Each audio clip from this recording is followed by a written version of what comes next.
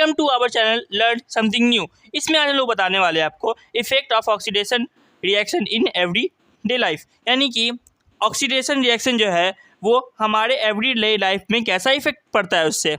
तो जैसा कि आप जानते हैं, हमने आपको अभी तक characteristics of chemical reaction, type of chemical reaction, endothermic, exothermic reaction, precipitation reaction, double displacement reaction, neutralisation reaction, हर चीज़ आपको बता रखा है। तो अगर आपने अभी तक हमारा वीडियो नहीं देखा है तो आप स्टार्टिंग से देखें तो आपको बेटर समझ में आएगा। तो ज़्यादा बात नहीं करते हुए हम लोग शुरू करते हैं effect of oxidation reaction in daily life. तो जैसा कि आप जानते हैं मेरे दोस्तों, जितने भी केमिकल रिएक्शन होते हैं वो ऑक्सीडेशन रिएक्शन की ही वजह से होते हैं मैक्सिमम, जैसे कि burning of fuel, burning of coal, burning of LPG, burning of petrol, ये सब जो है वो ऑक्सीडेशन रिएक्शन की वजह से होते हैं। यहाँ तक कि रेस्पिरेशन, ये भी ऑक्सीडेशन रिएक्शन की वजह से ही होते हैं। और रस्टिंग ऑफ आयरन, आयरन में जंग लगना, ये भी ऑक्सीडेशन रिएक्शन की ही वजह से होते हैं। तो मेनली जो है वो हम लोग दो चीज़ के बारे में डिस्कस करने वाले हैं ऑक्सीडेशन रिएक्शन में। पहला है कोरोजन और दूसरा एसिडिटी। तो पहले हम लोग पढ़ने वाले कोरोजन। कोरोजन क्या होता है?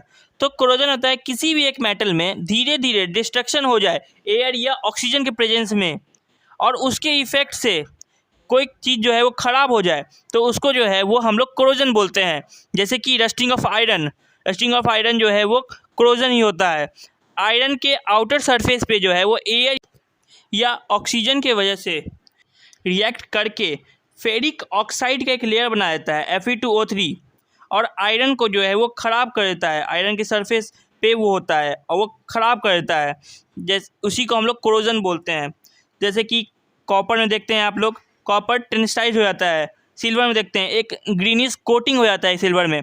तो इस सब को हम लोग कोरोजन बोलते हैं। कोरोजन होता है कि किसी भी मेटल में धीरे धीरे डिस्ट्रक्शन हो एयर या ऑक्सीजन के प्रेजेंस में, और उसके इफेक्ट से हमारा जो ये मैटर होता है वो ख़राब हो जाता है, तो इसी को हम लोग कोरोजन बोलते हैं।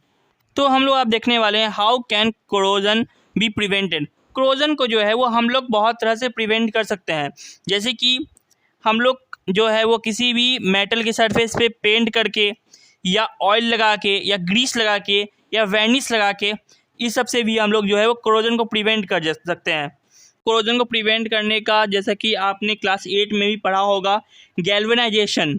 तो गैल्वेनाइजेशन होता है the process of coating a layer of zinc of the surface of iron object, यानी कि किसी भी आयरन ऑब्जेक्ट पे जो है वो हम लोग जिंक का एक परत चढ़ा देते हैं, उसी को हम लोग गैल्वेनाइजेशन बोलते हैं। जिंक का ही नहीं, हम लोग जिंक का भी कर सकते हैं, और हम लोग जो है वो ब्रास पे जो है वो क्रोमियम का भी परत चढ़ा सकते हैं। इससे भी जो है वो कोरोजन का जो है वो को हम लोग जो है वो प्रिवेंट कर सकते हैं। तो हम लोग आगे देखने वाले हैं रैंसिडिटी। रैंसिडिटी आखिर होता क्या है? तो रैंसिडिटी होता है the natural oxidation degradation of oil या फैट इज़ कॉल्ड रैंसिडिटी।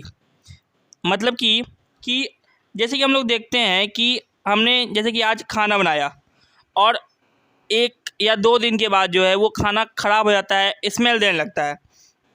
तो रैंसिडिटी वही उसी को बोलते हैं। रैंसिडिटी मतलब कि स्पॉइलिंग ऑफ फूड, फूड ख़राब हो जाना, उसको रैंसिडिटी बोलते हैं। तो जनरली क्या होता है कि ऑयली फूड में जो है वो ऑक्सीजन से रिएक्ट करके वेजिटेबल ऑयल से वेजिटेबल घी बना देता है। इसका मतलब कि फैटी एसिड का फॉर्मेशन कर देता है। फैटी एसिड हम लोग जो है वो कार्बन एंड इट्स कंपाउंड में हम लोग पढ़ने वाले हैं ईस्टर, उसके बारे में हम लोग पढ़ने वाले हैं। तो रैंसिडिटी से हम लोग प्रिवेंट कैसे कर सकते हैं? तो फर्स्ट पॉइंट की एंटीऑक्सीडेंट, यानी मस्टर्ड ऑयल।